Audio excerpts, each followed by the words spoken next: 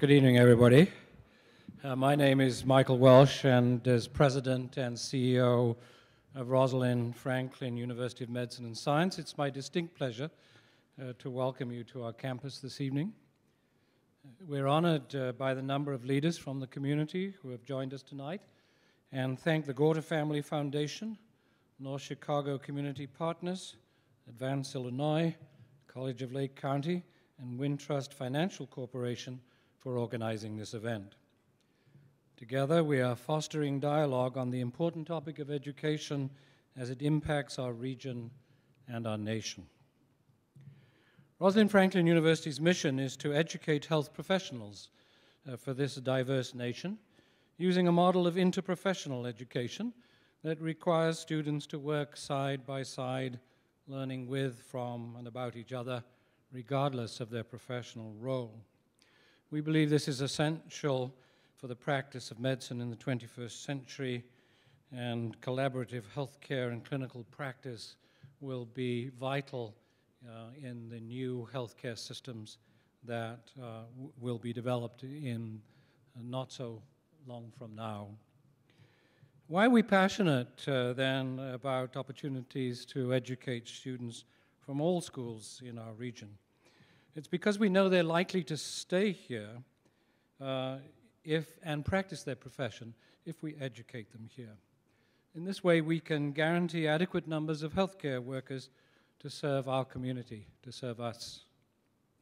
So this is why I believe we must work together to impact the future of all education in our city, our region, our county, and our state. So we are delighted to welcome you to this discussion, and it's my distinct pleasure again to introduce David Gorter from the Gorter Family Foundation. Thank you. David.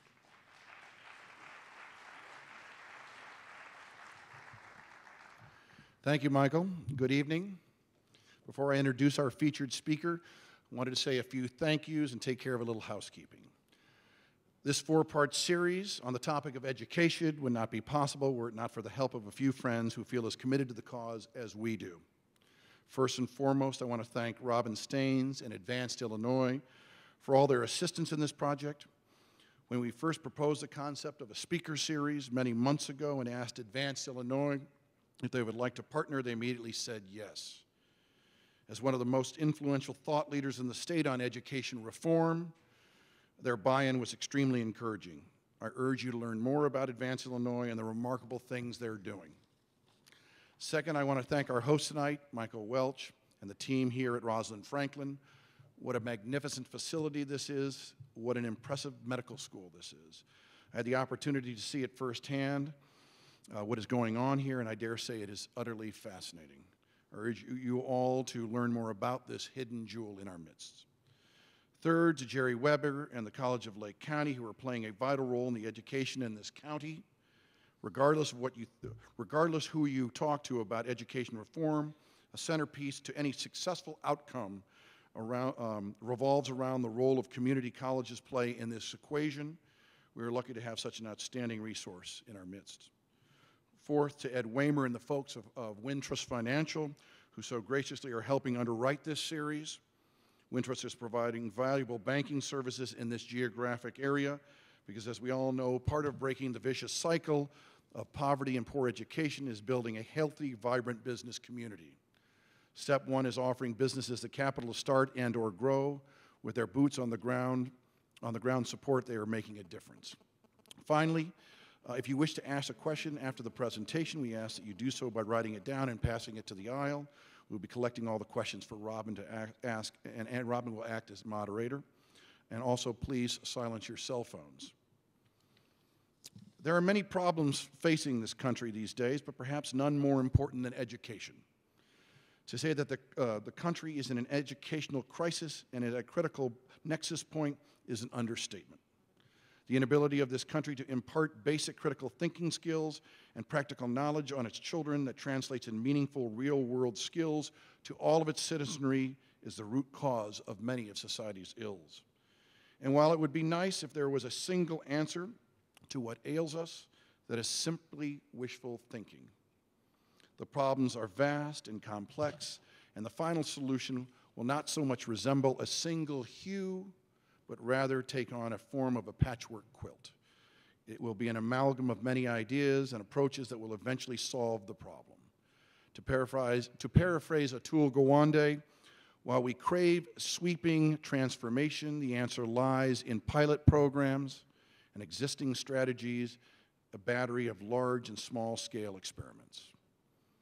It will also require all of us, the collective will, to play our part in helping solve this problem. Whether it's getting involved with the likes of Advance Illinois to help shape strategy and move legislation, or getting engaged at the local level to participate on a school board, or a PTA, or volunteering and getting involved with a not-for-profit like North Chicago Community Partners, or helping your own children at home, you need to be part of the solution.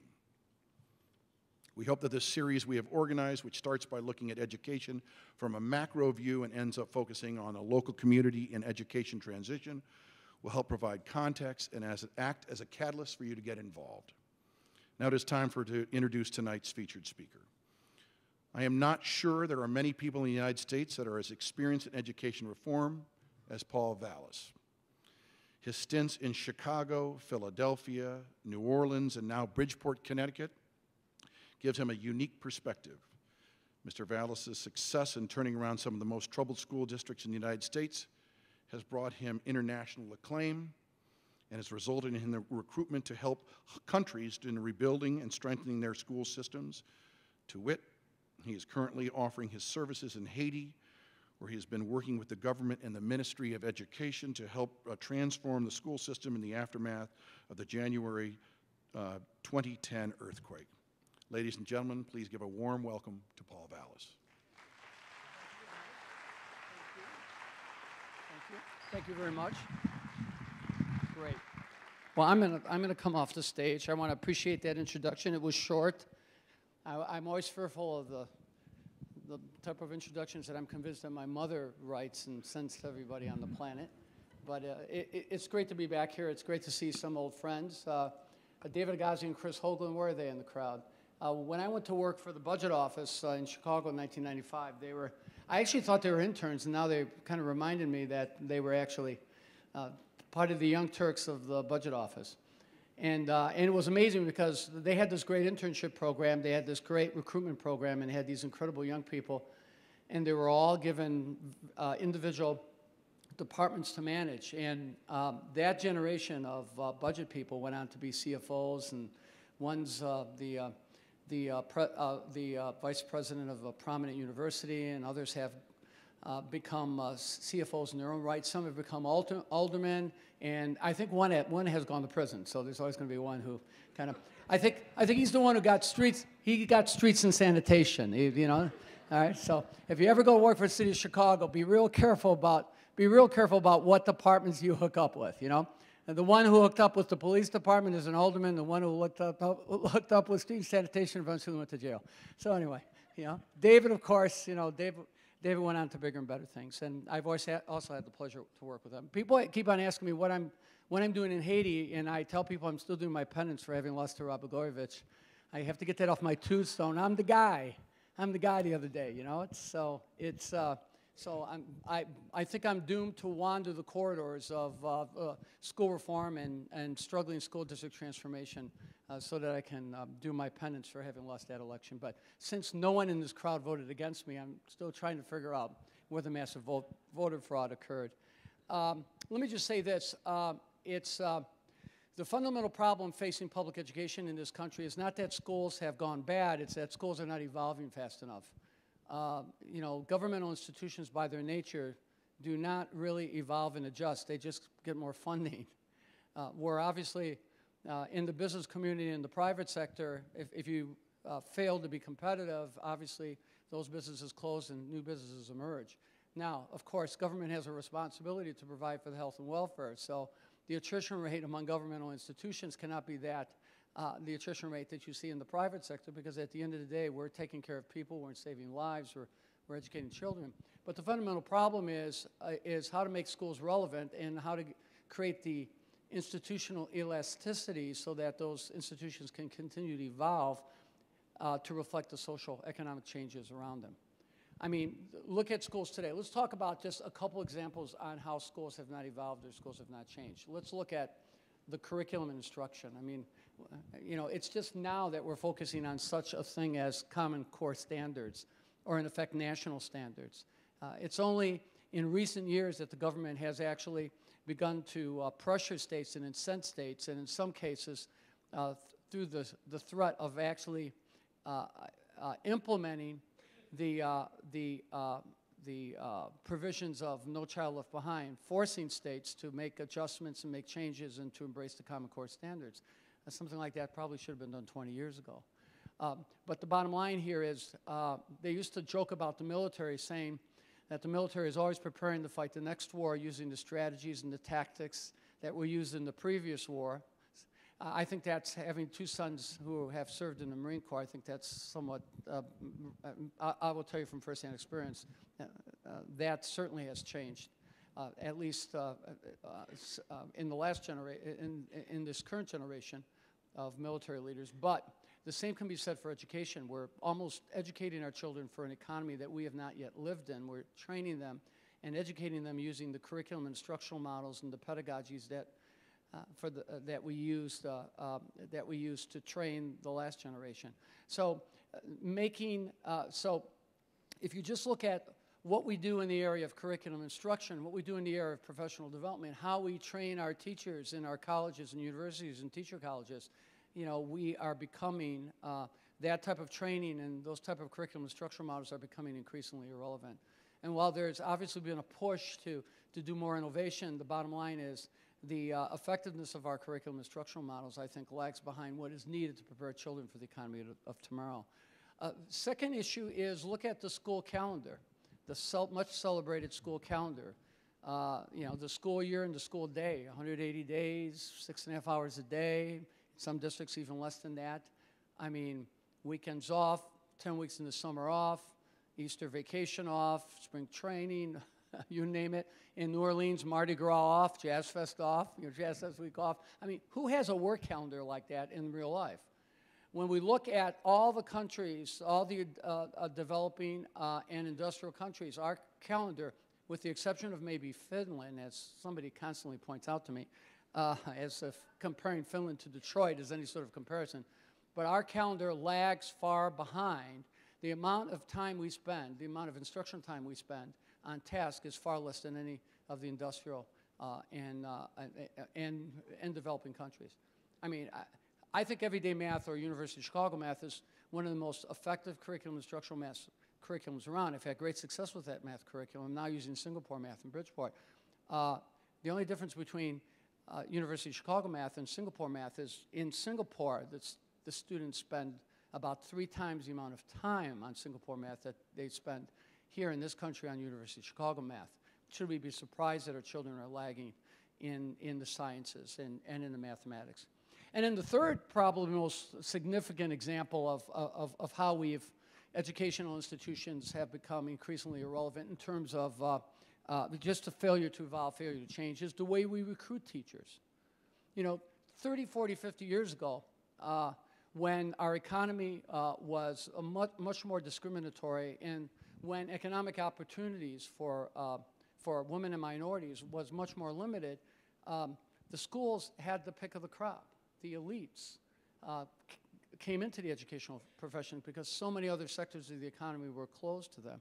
As the economy has grown, as the economy has expanded, as the economy has demanded well-educated, qualified, dynamic individuals, the competition for the best and the brightest has become more intense. But yet what have we done to really change the way we recruit, or for that matter, train teachers? If you look at the percentage of teachers who are teacher graduates today who are in the colleges of education, if you look at where they are on the performance spectrum, the percentage of individuals entering and graduating from the colleges of education, you know, in the upper third has significantly diminished over the last decade. In other words, we are in effect recruiting a poor or quality of individuals into the colleges of education and graduating individuals who are not always at or near the top of their class, but we're rather not recruiting the best and the brightest, and we're certainly not graduating the best and brightest from our colleges of education. Obviously, there are exceptions, and I'm certainly not trying to generalize, but clearly the trend has been in the opposite direction. You know, now women and minorities are gravitating towards other professions instead of the educational profession. We can't just wait to we've done nothing to maintain that monopoly on the best and the brightest. So those are just 3 examples, I think, of how schools have remained fundamental and changed. Maybe the 4th example is, well, rather than describe it, just walk into any high school classroom. You know, when I walk into high school classrooms, they don't look much different than the way they looked when I went to Franger High School on the south side of Chicago. And I'll tell you, every year that classroom becomes a more foreign place for our students who are growing up with the new technologies and the latest video games, the iPads and the iPhones, and whose quality of life is always impacted every single time there's a new iPhone that comes out, or for that matter, a new Xbox that comes out. And when you walk into the classrooms and you look at that high school classroom today, the way instruction is disseminated, the way information is provided to the students, the way the students are accessing information in that classroom, it is a foreign environment and is becoming increasingly foreign. So the biggest challenges that we face has been the challenge of making our schools relevant again and then creating the institutional flexibility to allow those schools to evolve. Now let's talk about some of the obstacles to, some of the impediments to, that have contributed to schools being unable to change and to evolve. Well, probably, believe it or not, the first one is financial. It's not a financial in terms of schools are not adequately funded. It's financial in terms of the inconsistency of funding. The absence of predictability, the absence of consistency in funding does more damage to schools than having an abundance of dollars one year and then suddenly seeing those dollars disappear in out years. This is why schools, when they get their race to the top money, spends that money on operations or spends that money as if it's going to be a permanent part of the budget cycle in hopes that there'll be a second round or a third round or a fourth round. I mean, the instability of funding, the lack of predictability in funding undermines our school district's abilities to develop instructional strategies and instructional programs that can be sustained, that can be maintained over the long term. And and that absence of stability is being undermined by the fact that a larger and larger portion of the budgets of school districts is going to non-classroom related costs, particularly legacy costs. As the teaching corps gets older and more money is paid, just look at the pension bills that are coming due. Just look at the retirement bills that are coming due. More and more, a larger percentage of school funds are not getting into the classroom. So schools are making adjustments. It's this lack of stability and the continual drain of money out of the classrooms into non-educational related costs. And I'm not making a value judgment. I'm not saying people need to make sacrifices on their pensions or retirement or health care. I'm just stating the fact that that absence of financial predictability, of financial stability undermines that lack of predictability. When you lay out an education plan, it's got to be a plan that you can sustain, because what happens is, as you sustain that plan, the gains become compounded. Every year a child is in that plan, he should do better than he did the previous year. The more a child is in a certain reform track, the better that child should improve. But when you're going from feast and famine, the education reforms reflect the feast and famine. They start, they jumpstart, they start again, they never get completed, and then you have to start all over again, and it leaves everybody dazed and confused. There are other obstacles to change too, and that's the mandates, the state and federal mandates that we are subjected to, the collective bargaining mandates that we're objected to. You know, the restrictions on the amount, the length of the instructional day, the restrictions on this school year. I mean, there's one, we have a contract in Bridgeport where I think there's like 15 days off for that you can access combination of sick days, vacation days during the course of the year. Yet there's studies out there that says that when a teacher is absent more than 8 days, the effectiveness of that teacher is the equivalent to a first-year teacher. You know, so we have all these mandates that restrict our ability on who we hire and how we promote and who we keep who we move into this vacancy and that vacancy. We have all these restrictions on the length of our school day and our school year. In other words, our schools are impeded in efforts to design schools that benefit kids, efforts to design schools in terms of selecting, determining a school day and school year, or making personnel decisions based on the best interests of the children is impeded by these mandates. And once again, I'm not making a value judgment other than the state of fact. Schools have increasingly become less relevant in terms of their design, less relevant in terms of the way they need to be designed to benefit children.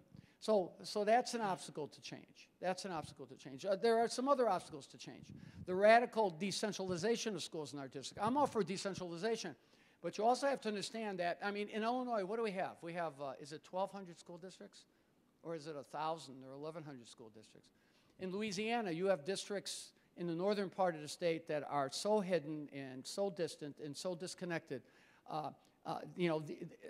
These districts sometimes are so small and in many ways so isolated that they don't have the ability to secure the resources to access the best practice models, to get the type of technical support. They don't have the capacity to do that. They don't have the resources to do that. They effectively cannot do the type of collaboration, particularly when they're geographically isolated.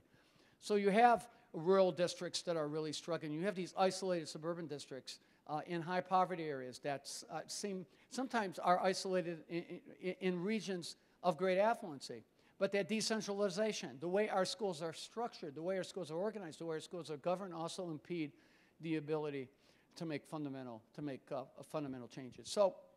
So the trick and the challenge that we face as school reformers is to not only make our schools relevant again, but to develop a system that has the institutional flexibility so that schools can evolve, so that they can become organic, because society is changing fast, and the pace of change is going to be accelerated, and we've reached a point where somebody said that. It's not what we want technology to do for us, but it's getting to the point of what technology wants us to do for it. It's the tail is now wagging the dog, so to speak. So the ability to create the infrastructure that will allow for us to evolve and for us to adjust is our greatest challenge. So if that's the case, then what should be the role of government? What should the role of the state? What should the role of large districts be in the arena of school reform? Well, the role of the state or the role of a large district administration is really to serve as a school improvement organization. The role of government should be school improvement. The role of large central administrations, central offices, should be school improvements. We should be school improvement institutions, which means we should focus on the things that we know contributes to high-quality schools. That doesn't mean micromanaging the schools. That doesn't mean telling schools how they should spend every penny. That means giving schools the best practices, giving schools the minimum resources, providing schools with the human capital, providing schools with the best models, providing schools with the technical support, and then holding them accountable. And most importantly, removing the obstacles to using all those tools and using all those best practices and bringing them to scale. The role of government is not to manage. The role of government is to support and to hold accountable. And districts that have moved in that direction, I think, are districts that have had the greatest success. So let me get into some specifics. What are those fundamentals? What are those fundamental supports? Because there are some fundamental things that when they exist in schools or in school districts, you always have high-performing schools. Whether they're charter schools or traditional schools, it doesn't make any difference. There are certain commonalities that exist in all high-performing schools. And the role of government should be to ensure that those common features, those common characteristics, those essential practices, so to speak, are present and supported in all the schools. So the most important one is curriculum instruction. The role of government should be to provide the schools with the best curriculum and instructional models available. We know what some of the best models are, and there's more than one. We know what the most effective curriculum and instructional models are out there. So the importance of providing schools with the models, pre-K all the way through 12th grade, and providing the schools with the supports and the technical assistance in implementing those models is critically important. And a lot of the large districts have the resources to make that determination, and their central offices should be focused on that task. But there are many, many small districts that are struggling to figure out what works and what doesn't work. So a role of government is to provide that R&D. A role of government is to provide the model and then to support the schools in implementing the model. Second role of government is to provide schools with the resources so that they can have the data to, in effect, measure student progress in a way that allows them to create the type of intervention systems needed to address the students' most serious challenges. You know, the fundamental problem in education is we kind of wait until the game is over before we begin to intervene. The most effective schools are schools that use data, that use benchmarks, that measure student progress, and then determine the appropriate interventions based on what the data tells them. And at the same time, even more effective schools use that same data to evaluate and assess teacher effectiveness so that we're not allowing a teacher to continue to languish, but we're also providing that teacher with the support that they need early on in the game. So the role of government should be to facilitate to support schools in the accessing of data and to support schools in determining the type of intervention models and teacher supports that are needed to help keep students from languishing and to keep teachers from continuing to struggle unaided. Okay. The role of government should be to create a human pipeline of teachers and teacher leaders and to make that human pipeline of teacher and teacher leaders available to all schools. And that means we have to go beyond the colleges of education. You know, in the past decade, we've seen the growth of programs like Teach for America or the New Teachers Project and how effective those programs have been. We've also seen critics saying, well, they don't stay long enough. They don't, you know, they're really not that effective. I've used Teach for America and New Teachers Project in all the districts I've been in. In fact, the majority of the schools in New Orleans have majority Teach for America and New Teacher Project teachers. And you know what? The test scores are skyrocketing. And I'm going to go to show you some charts a little later at the end of this presentation just to drive home the point. You know, in the military, they rotate instructors every 3 years. When you go to the military academies, when you go to the War College, when you go to Command and General Staff College, you don't see an instructor there that's been teaching for 20 years. I don't have anything against, you know, tenured instructors. I'm just pointing that out. But what they do is they rotate. In the military, usually you become an instructor very close, right when you're in your command cycle, when you're in the field. So you're coming in and you're instructing when you've been in the action, when you've been in the field, so to speak, when you've been in the trenches. So you're bringing not only the knowledge of the tactics of the strategies, but you're bringing an immediate experience. What's the new term they call it? What, time ready, or what was the term they used when you shouldn't make decisions? When they were criticizing Romney for making his comments about Libya, they said he wasn't time ready, or he was making his comments in real time. Well, these instructors have real-time experience, okay? They have real-time experience. When the military, when you go through the military and you rise from like major to colonel, in order to continue to rise through the ranks, you have to spend time in the Command and General Staff College and the War College, okay? And the Command and General Staff College and War College do all the military, they come up with the new tactics, the new strategies. They're the ones who basically go in and write and influence the changing of curriculum, the changing of military instruction and training. But who are the ones who are doing the work? Individuals who have come directly from the field. Individuals who have come directly from the field. So you don't need to be a 10 or 15 or 20-year veteran teacher to be effective. What you have to do is we have to create a pipeline that recruits and lures the best and the brightest from all of our colleges and universities into the teaching profession and places them in an instructional management system that compensates for the one thing that they lack and maybe the experience of writing lesson plans and developing curriculum instructional models. When you do that, you have extraordinary teachers. Our problem is we've narrowed our pool. We need to broaden it. And we need to not be afraid of bringing people in and then seeing these people move on as long as we have that same instructional management system in place for the next group of geniuses who enter our system. And the important thing is to have the mix of veteran teachers and teachers who become lifers, who commit themselves to 20 or 30 or 40 years of education, side by side with the best and the brightest from our colleges and universities. That's what we need. That's the most effective. You know, there's a joke that they say about the Swiss Army. They say, what do you think about the Swiss Army? Swiss doesn't have an army. Everybody's in the Swiss Army. You know, when the Swiss go to war, everybody's trained, you know. And everybody's trained to be mobilized. Everybody has military training.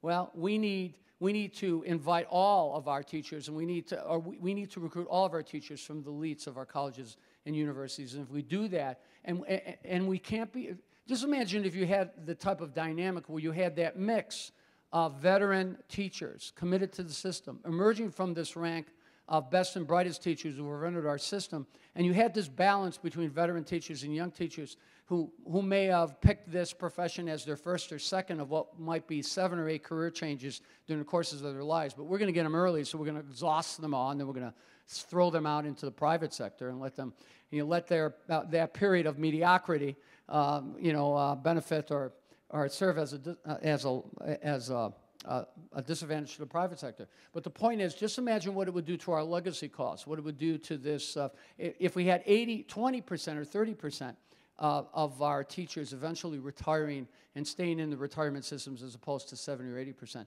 Just imagine what the dynamic financial shift would occur, the ability to do that. So being able to create a mechanism so that we're recruiting the elites from all walks of life to the teaching profession, the intellectual elites, people who have content area mastery, people who have experienced a high level of performance, a high level of achievement. People are coming into the classrooms with extraordinarily high expectations, legitimate or not legitimate, for the students that they're responsible for. That would be an interesting dynamic. And my experience is when you have that mix of teachers in the system, veteran teachers with young teachers who come from who are the elites within their colleges and universities. I'm not saying are from the elite universities. I'm saying they're the elites.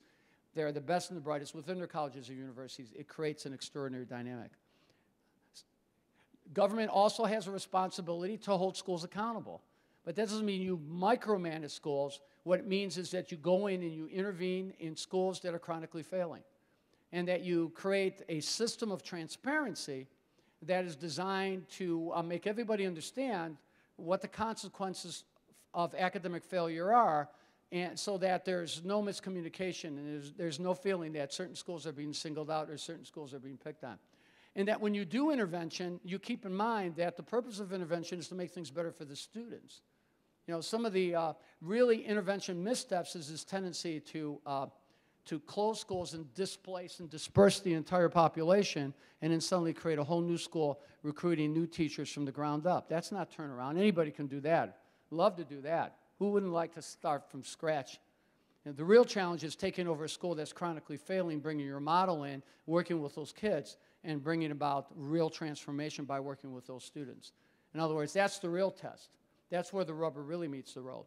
But the importance of creating an environment within which failing schools will be restructured or reorganized or closed, and those schools will be turned over to school leadership teams that have a proven track record of success, or they'll be turned over to school providers who already have successful schools operating. In other words, replicating, duplicating, increasing the number of the top-performing school models, and identifying the top-performing school models and the top-performing school providers, whether they're traditional schools or non-traditional schools, and giving them the opportunity to take over failing schools with that student population intact. I mean, that's a role that government has to play too. So the challenge that we're facing as a system is, once again, to make schools relevant again, but to create an infrastructure that will allow schools to continually evolve and to continually change, and to continually adjust to the changing socioeconomic conditions, to changing challenges. And having that institutional elasticity is the key to really creating a system that will allow schools to not only get better, but continue to get better, to continue to progress. You know, the experience that I had in New Orleans, when we came into New Orleans, we had some interesting challenges. just to use New Orleans as a case study. First of all, Katrina had pretty much destroyed the system. The old school board, one of the worst performing school districts in the country. I think like 31 members of the old school administration had gotten indicted.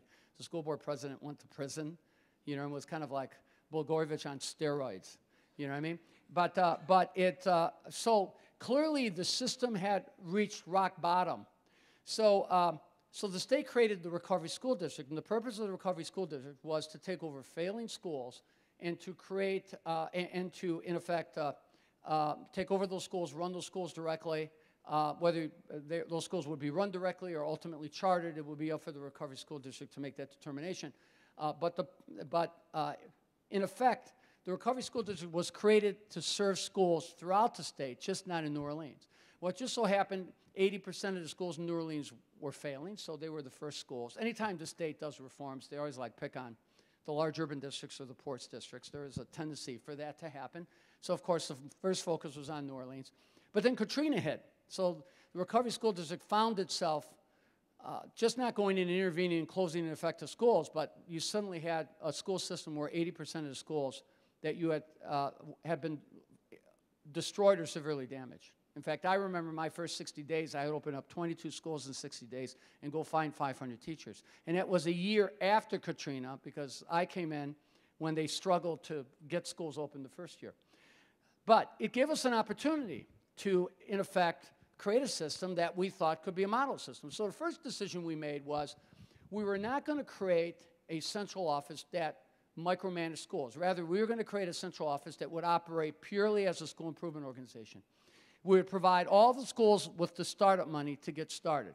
We'd get them the building, we'd get them the startup money, the planning money.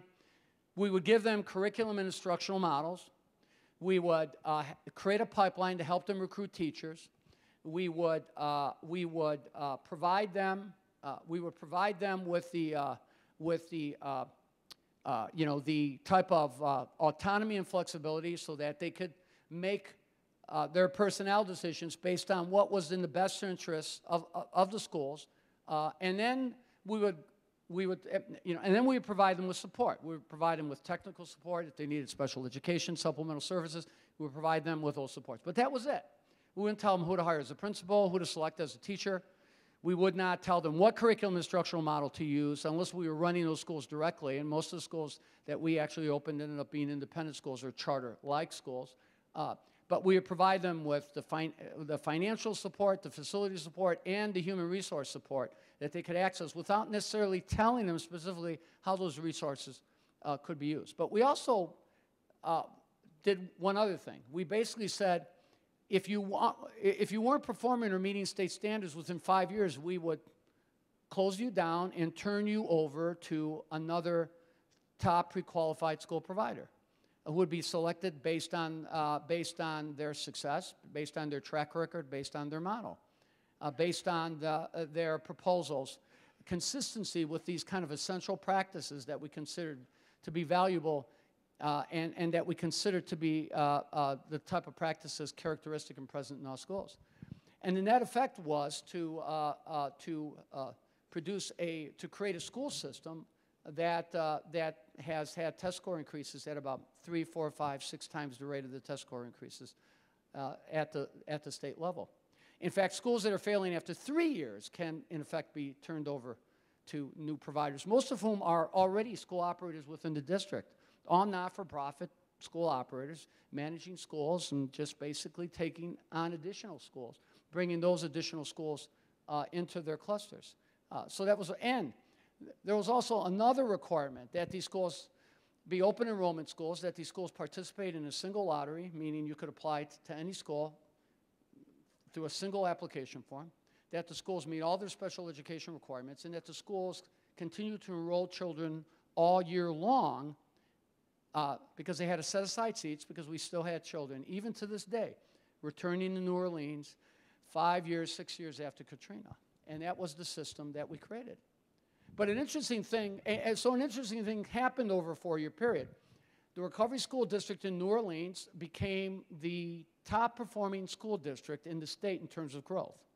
#1 of all the school districts in the state, the Recovery School District had the most significant increase in test scores. I'm going to show you some of those test scores in a second.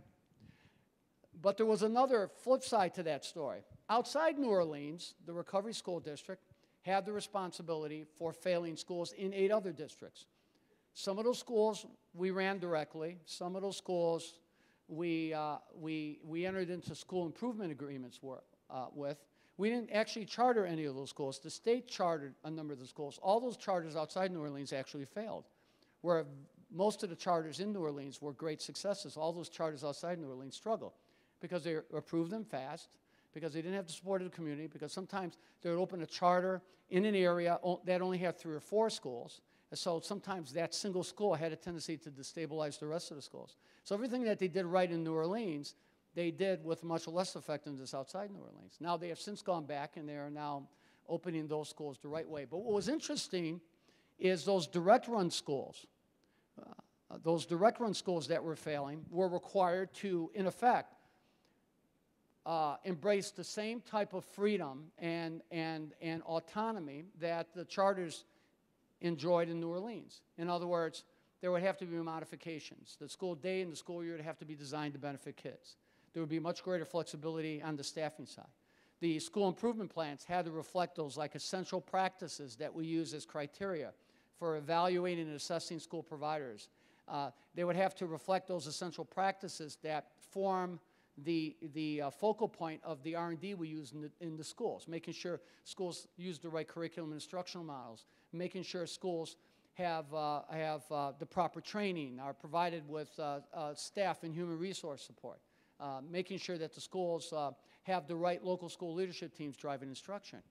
And the interesting outcome of that experience is while the New Orleans schools were the #1 performing school district in the state over 4 years in terms of test score growth, the Recovery School District, Louisiana, which were the schools outside New Orleans, were the 3rd fastest growing school district in the state. So #1 and #3, making the point that you can be agnostic as to who's doing the modeling. The important point is does that model, are those schools embracing the essential practices that seem to exist in all high-performing schools, #1, and then #2,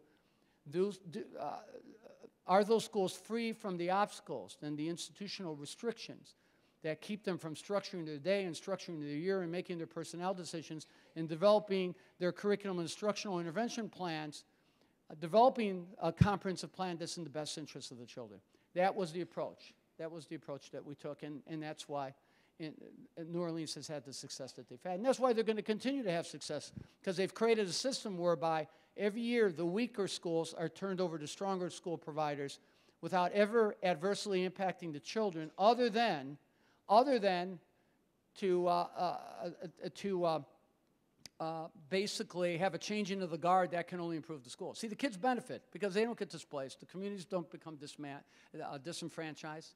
The children stay in the same school. They just have a better model, a stronger group of leaders, more accomplished leaders coming in.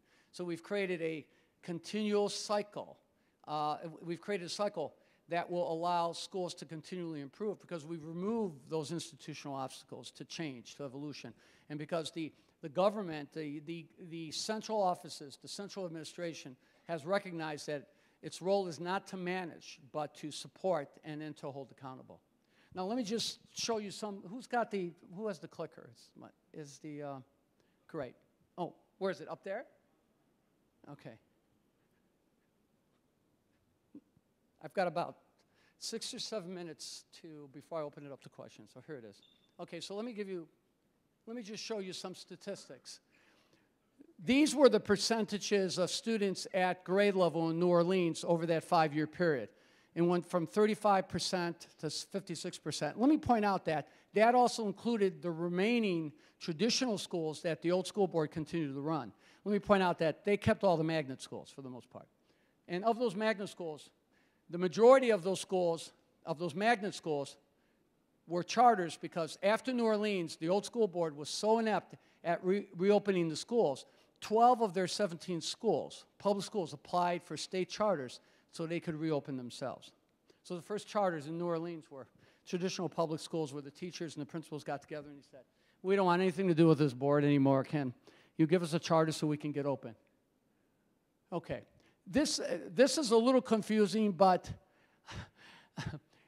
30% of the schools were meeting or exceeding state standards in 2005, and 76.4% were 4 years later. Now, let me point out that the state is actually raising its test score. Its minimum in 2011, they bounced up 5%, and every year, over the next 3 years, they're going to increase the bar another 5%.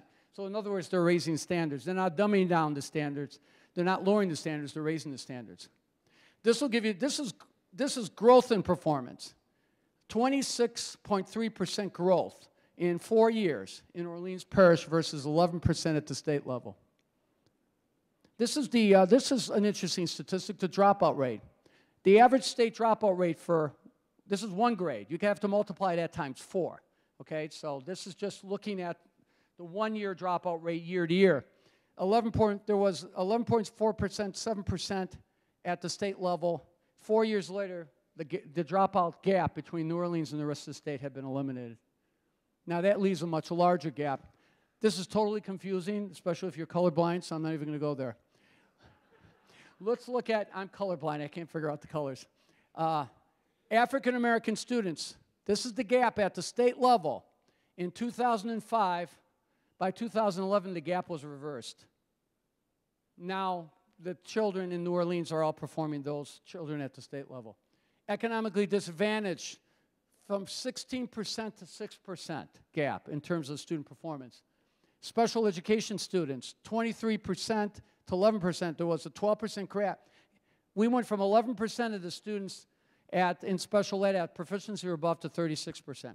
Now, let me tell you, a lot of critics of the school reform movement have decided that we're going to attack the school reform movement using the argument that they are not serving special needs kids.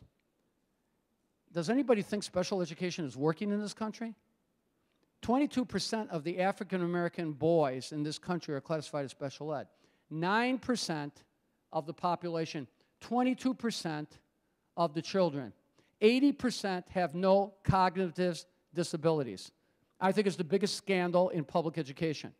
It's the biggest scandal, and as somebody who had that special education classification because I was a stutter and stammerer and nobody bothered to take me to the eye doctor, you know what I mean? And I was kind of on those segregated classrooms. I will tell you this, and I had 4 parents in my household, so it wasn't like I had a supportive household. The point here is it's not working. It's not working. Our approach towards special ed was not to overly classify kids just because we perhaps didn't teach them how to read or write. It was rather to use RTI intervention and to put children with no cognitive disabilities into Tier 3 interventions so that we wouldn't stigmatize them or classify them as special ed, which is like permanent tracking, and so that we could provide the interventions needed to get them out of Tier 3 and into the higher levels. That's the approach. You don't go from 11% to 36%. And now one might argue, well, you know, you didn't classify as many kids as special ed. Well, wouldn't that bring your other test scores down? If we were actually, I thought some districts overly classify kids in the special ed category so that they don't have to count them in their general scores. So sorry, it doesn't work. You can't have it both ways. The bottom line is you've got to design interventions that really work. Special ed all too often is permanent tracking, or it ends up being a dumping program, particularly with children, particularly boys, particularly minority boys, because we simply didn't teach them how to read or write, or because we've done such, they are so far behind because of our ineffectiveness that they act out behaviorally. I didn't get into all those fights and have this disruptive behavior because I was having a wonderful child life. I was a stutter and stammer, and the kids made fun of me, and I academically struggled, and it made me frustrated. And I'm not that I'm justifying bad behavior by any stretch of the imagination. Some statistics. Here's some really good statistics. Look at these are fourth grade ELA, 4th grade math, 8th grade ELA, 8th grade math, graduate exit exam, graduate math. Graduate exit exam, ELA, graduate math. This is the state, and this is the RSD. 22 to 5, RSD, 24 to 7, 26 to 5, 24 to 5, 26 to 4, 31 to 5. You got to be really good cheaters to get those type of test scores, as someone said. This is an example of gains in percentage of students basic or above. It's the same thing. You see it, 23.7. So, I mean, it's just not, this is like Babe Ruth in the 1920s hitting his 50 or 60 homers when maybe, other than Lou Gehrig, nobody was hitting many more than 20 or 25. Okay? This is a little too confusing. So this shows, you know, again, just more of the same. Percentage of recovery school districts with SPS. That's the combination, the combined aggregate school performance score, and you can see the dramatic decrease in the numbers. This is 8th grade graduation. I mean, 12th grade graduation. Only half our seniors in 2007. Half of our seniors graduated in 2007. 94% graduated now. And this shows a breakdown by direct run schools and charter schools and direct run in charter schools. You can see the charter schools starting off at a lower dropout rate, but then cutting that in half. But the direct run schools cutting their dropout rate in half too. The point that I want to make here is this is early evidence that when you create a system that provides schools with the freedom and independence to design their days, to select their curriculum and structural models, and to do their staffing based on the best needs of the system, the best needs of the students. And when you identify and select school providers that are superior school providers and give them an opportunity to incubate and to plan, and then when you provide them with kind of a level field of support, so that whether they're traditional schools or charter schools, you're providing them with the supports that they need, the human capital pipeline, the financial stability, the facility support. And then when you hold them all accountable because they know that their failure to have success will mean the schools and the children will come out under a stronger management group. When you have that type of dynamic, you're not only going to have growth, but it's going to be sustained growth. So the challenge, I think, is there is a model out there. This is what New Orleans presented was the first real comprehensive test at creating a system that, in effect, is designed to not only make schools relevant, but to create a system that turns the central office into a school improvement organization and breaks down the barriers to allow schools to evolve and to grow, and with the support of that supportive institution to make the changes and to make the adjustments needed to reflect the growing demands of the community and the growing demands of society. So I ran a little over. I hope this wasn't too confusing. I'd love to take questions. Thank you very much.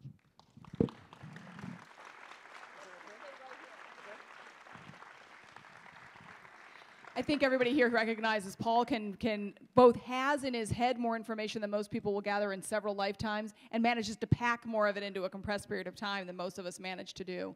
My name's Robin Staines. I'm Executive Director of Advance Illinois. I am thrilled to be here tonight. It's always fun to spend an evening or any time with people who are as passionate about education as the folks that we've gotten to partner with tonight. I mean, the Gorder family, I think everybody knows, has been unbelievably dedicated to work in North Chicago on so many levels. So Dave, Audrey, Jim, Mary, what a pleasure. I'm sure you can imagine when Dave said, do you want to partner on something? Before he finished the sentence, I think I'd said yes. So, and then Rosalind Franklin, I'm not sure it's a hidden gem anymore. Do we think it's still a hidden gem? I mean, Michael, the word's got to be getting out. It certainly seems like, except when the lights go out. That's not good. That part, it doesn't glow quite as much when that happens.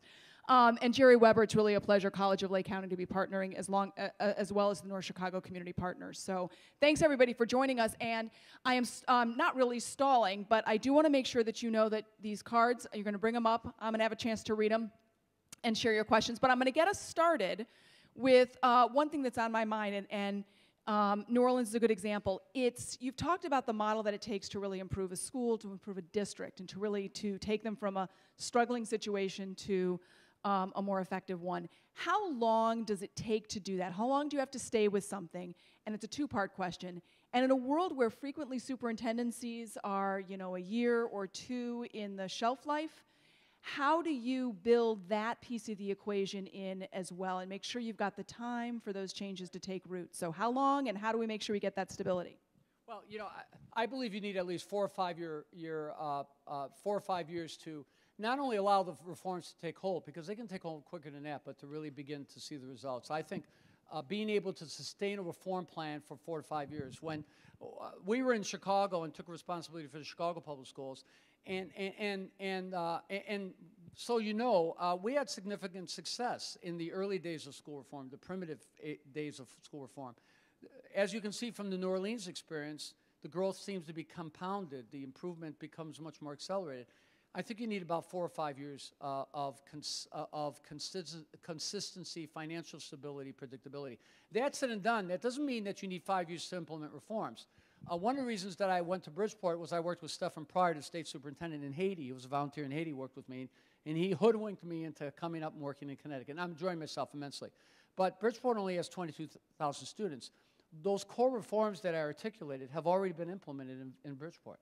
Already been implemented in Bridgeport in literally 180 days.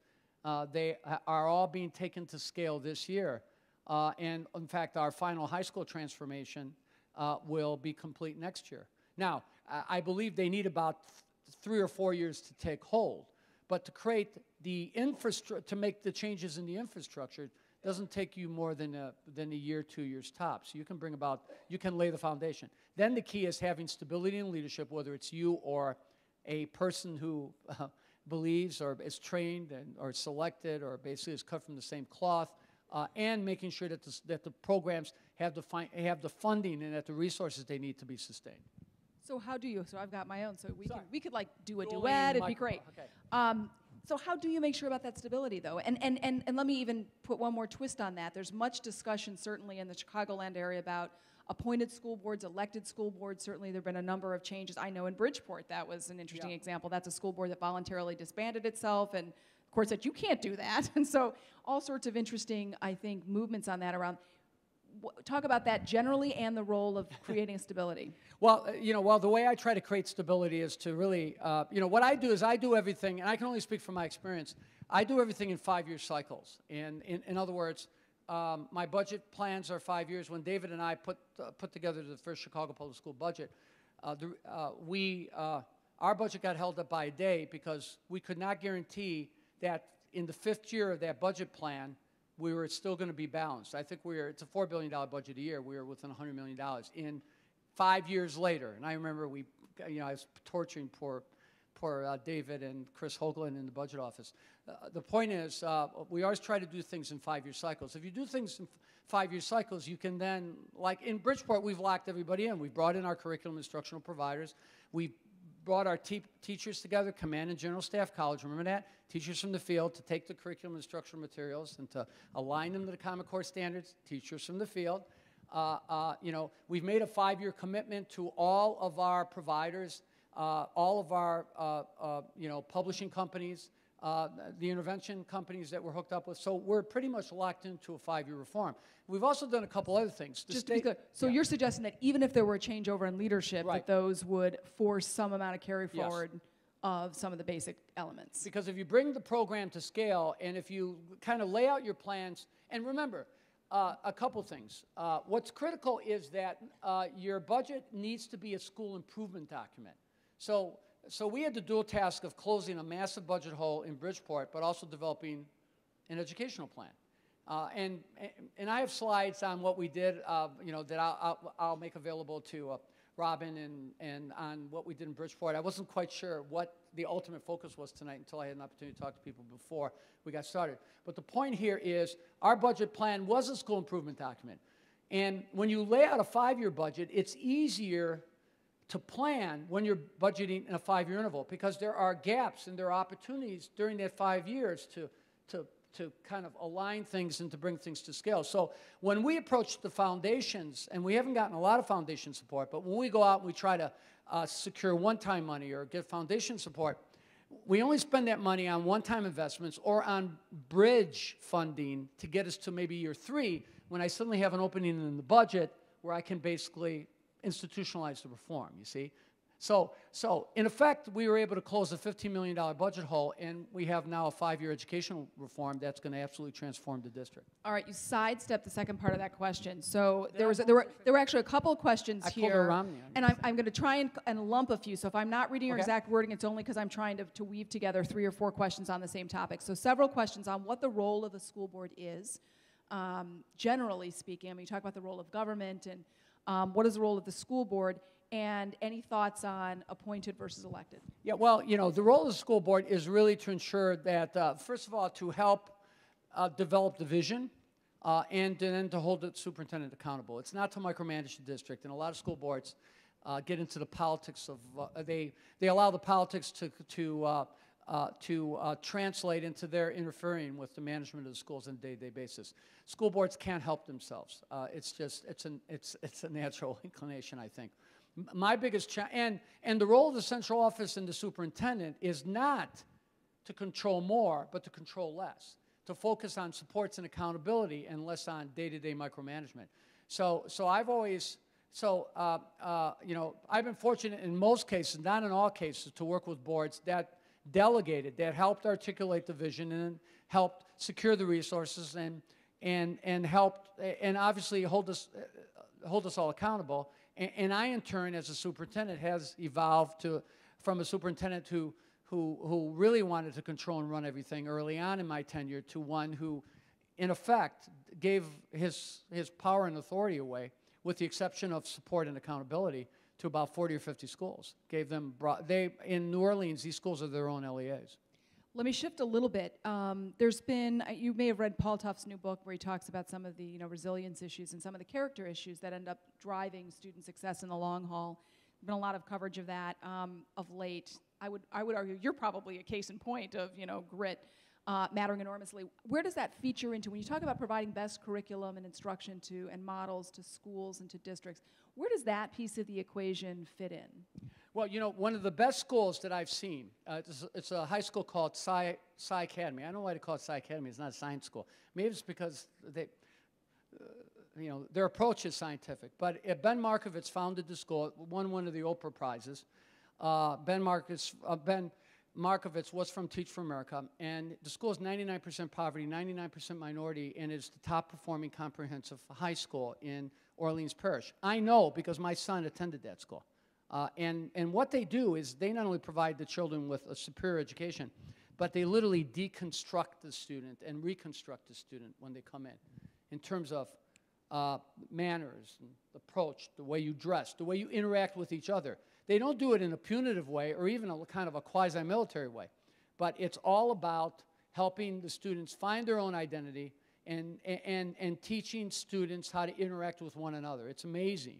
And what they do is really interesting. Because the school's open, the school goes to 5 o'clock every day. It's like a KIPP school. Except on Friday, 12 o'clock, the kids are let out. The teachers stay to train. Well, if you don't follow the rules, you pick up these little demerits. And it's not punitive demerits. You chew gum, you make a joke, you interrupt the class, those type of things. And so what does that mean? What does that? Do you get suspended? You get kicked out? No, it just means on Friday, you stay the whole day. I know because my son spent most of his Fridays at school and didn't like it one bit. But my point is they really look at the whole person. But I will tell you this, and one of the reasons that I wanted to take another district again, particularly a district where I felt I could bring everything to scale right away, because New Orleans was obviously a great challenge, but it was still a relatively small district for me. My biggest problems was getting buildings and just dealing with all the emergencies that we had to deal with in the initial years, because of the destruction of the infrastructure of the school district. But Bridgeport is small, where I'm convinced that we are not going to close the achievement gap without universal cradle-to-the-classroom education. It just can't be done. And what we're doing in Bridgeport next year is we're going to do the nation's first universal early childhood education, cradle-to-the-classroom, all the kids at risk. And I'm convinced if we do that, it's going to be a game changer, because the focus is going to be on parent training and counseling, healthcare, social service, and then early literacy, numeracy, and vocabulary. And Robin, remember, we had pilots like this in Chicago, the Cradle to the Classroom program for pregnant teens, the success that it had, and things like that. You know, I think ultimately, even with the Ben Markovitz miracle school, he still has 26% of those schools that are not meeting standard and are struggling. And I think those percentages will improve, but we've got to do early intervention, and we've got to do 0 to 3 when 70% of the brain development occurs, and we've got to, in effect, counsel and coach and train the next generation of parents. I mean, we just have to do that. We have an obligation to do that, regardless of your socioeconomic status. Now, I suspect that is partly a sort of a preemptive or early intervention answer to the question I'm about to pass on, but one of the questions, and that was really very impressive information, particularly about special needs population and the improvement that you've seen. So one of the questions is, you know, North Chicago is obviously got a new school board, sort of a new superintendent. Ben Martindale was here tonight, which is wonderful. Any particular advice on special education and how to improve that particular piece of the puzzle, which has been a real issue here? Yeah, well, I'm a believer in RTI, which is response to intervention. And basically, you know, RTI is you use data to evaluate student progress. I like to benchmark about 6 weeks. And incidentally, it's not over testing. You know, some people think I'm like the champion of high-stakes testing. I'm a champion about accountability. But I believe that you need to measure students' progress progressively so you can intervene early on. So the way a good RTI system works is you track the kids and you do some benchmark assessments. They're very quick, they're very fast. They're like quizzes. Remember when we were kids, we had quizzes. They're just sophisticated quizzes. That's what they are. But it allows us to it tells us where the students' strengths and weaknesses are, and then we can prescribe the interventions that they need. But we categorize, so we spend a part of the day, it's least restrictive environment except when it's intervention time. And intervention can be 30 minutes, 60 minutes, 90 minutes. In New Orleans, 90-minute intervention blocks. So we break the kids into their tiers, and then we provide them with interventions. I'm convinced that the most effective, some of the strongest advocates of RTI are the real special education reformers, like Sue Gamm, for example. And Tier 3 RTI is tailor-made for students who people are quick to classify special ed because they have behavioral problems, or they can't read and they can't write, yet there's no cognitive disabilities. The fundamental problem is we just somehow failed them and they've fallen further behind and their frustration has increased. So I think the RTI intervention, I think can have a transformational effect. And you can see it in the New Orleans test scores, and you can even see it in the dramatic growth we experienced in Philadelphia from 2002, 2009, or 2002, 2007, prior to my departure in the growth in special education students, when you focused on Tier 3 and you use RTI as an alternative to special education classification. So that was used as an overarching model, yes, in New Orleans. That's terrific to hear. All right, you have a couple of, this actually feeds in when you talk about high stakes testing. So I have a couple questions about teacher evaluation, which has been much discussed and much more in the news, and obviously you talked about trying to make sure that you're paying attention to what's happening year over year. Can you just talk a little bit about your thoughts on how to handle teacher evaluation thoughtfully and well? Yeah, you know, very quickly, when we took over in Chicago, we couldn't trust any of the grades back in 1995. We had graduated, you know, I think the average 8th graders graduated at, I think they were at 6.8, and you're supposed to be at 8.8 graduating. Something like, I don't know, 80% of the kids were at, you know, at that level or below. Okay, so that means 3/4 of the kids who are entering high school are not ready. So half the high school kids failed 2 courses their first year. Okay, the consortium on school reform out of University of Chicago had done studies on that. So clearly we weren't doing a job. So I had to rely on something, so I used the Iowa Test of Basic Skills. But when I used the Iowa Test of Basic Skills, I would test them towards the end of the year, get the results back in a week, use the test to determine who was going to summer school, then retest them again. And then basically, if students passed the test, we promoted them. If they failed the test, at least in the initial year, we would retain them. But then in the out years, if they failed the test but got good grades, and they had good attendance, and they hadn't gotten into behavioral problems, we promote them anyway, conditional on them participating in the extended day program. So we used the test as an incentive, not as a punishment tool. But we began to gravitate our way towards creating a series of benchmark exams and quarterly and mid-course and final exams, so that all the courses that were being taught were assessing kids based on something that met standards. So our approach was to get beyond that single high-stakes test. So I have a problem with the single high-stakes test. You know, the military doesn't give you a single high-stakes test. When you go to infantry officer basic course, you work your way through the task. There's like 14 or 15 tasks. They don't test you at the end and give you one test and say you failed, you have to go back. No, you go from one benchmark to another to another. I know, because I was like at 12, I think I failed the maintenance portion of my cycle, and I had to go back to an earlier cycle and take it again. You know what I mean? So they don't put you back to relearn everything. They take you back to what you didn't master and give you a chance to master it. And I think that's the way the assessment system should be. In Connecticut, for example, we test kids in March. What's that all about? That means after March, everybody goes into relaxation mode, whether you like it or not. We get the results in August. Oh, that data really works, doesn't it? And then we're going to use it to evaluate teachers? Give me a break here, you know? So we're all for accountability, but we need to have real rational, practical accountability measures. And the problem now is we're just inundating kids with a million different assessments. You know, I think there should be a once-a-year standardized test that at the end of the year that kind of gives us a sense of where the schools are at.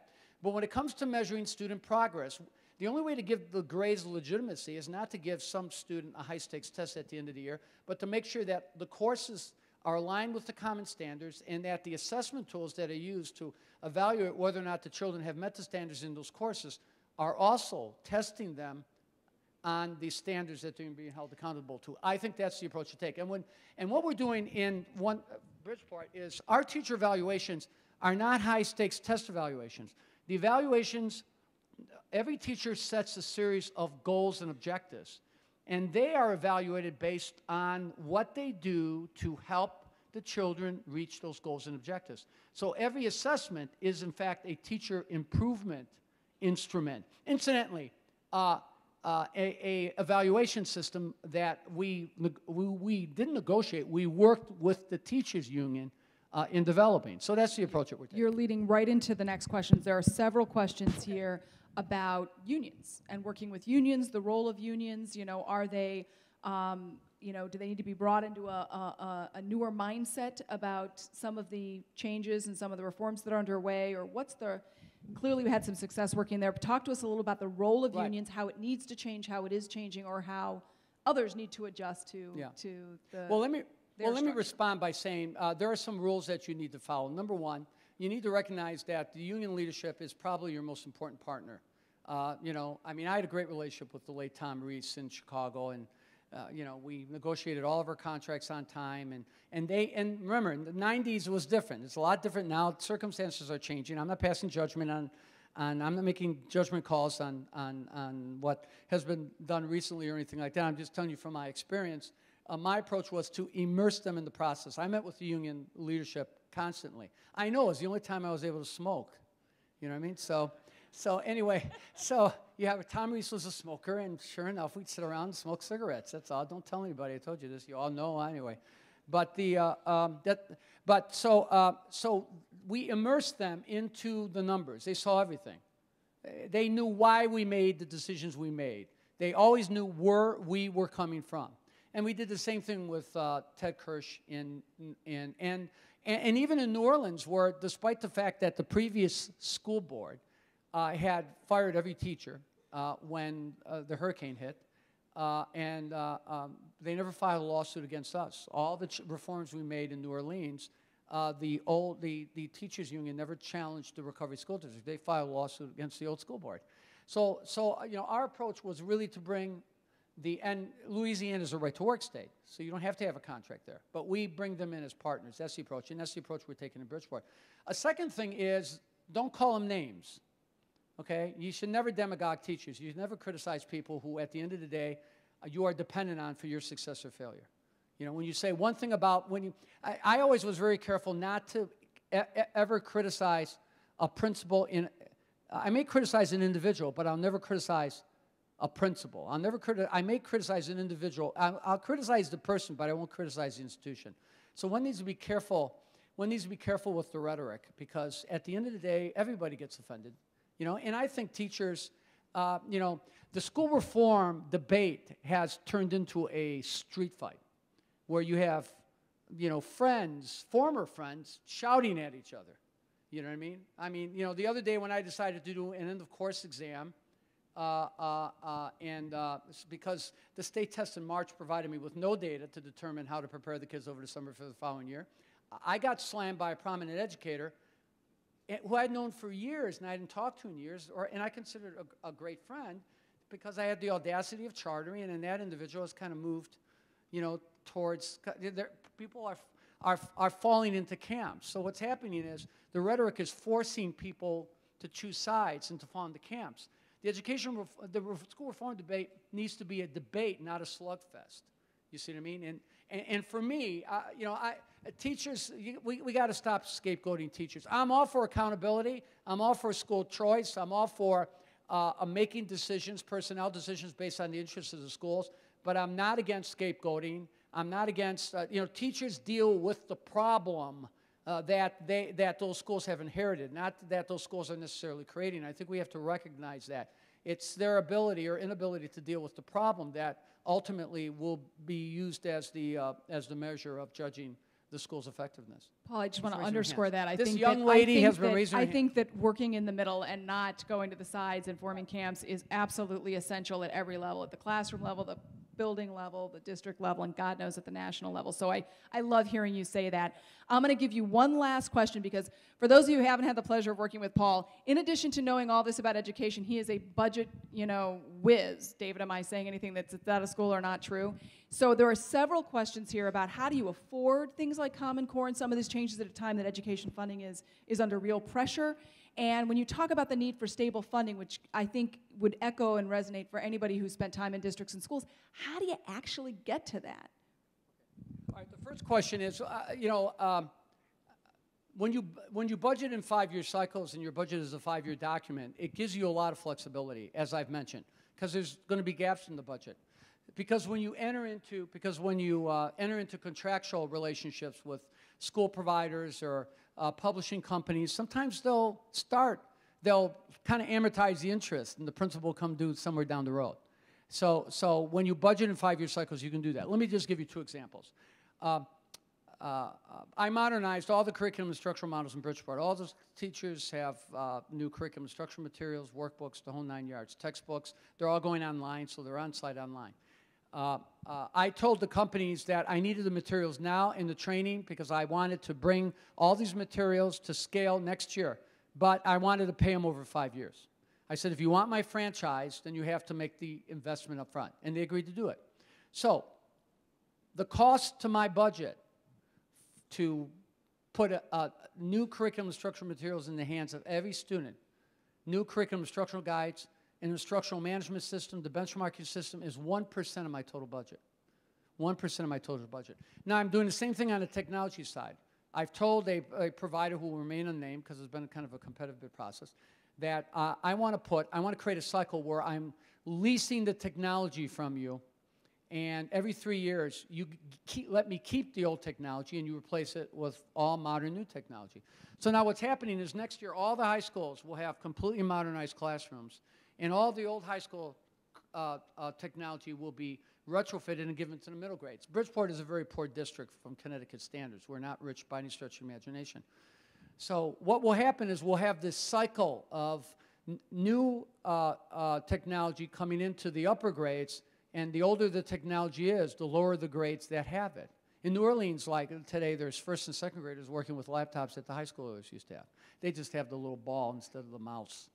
But the total cost of maintaining that system is 1% of my budget. So for 2.5% of my budget, lockboxed away, I'm going to be able to make sure that all of my classrooms are modern, and all of my curriculum instruction, and all the teachers have curriculum instructional materials, and the smart boards and the whole works for the next 5, 6, 7 years.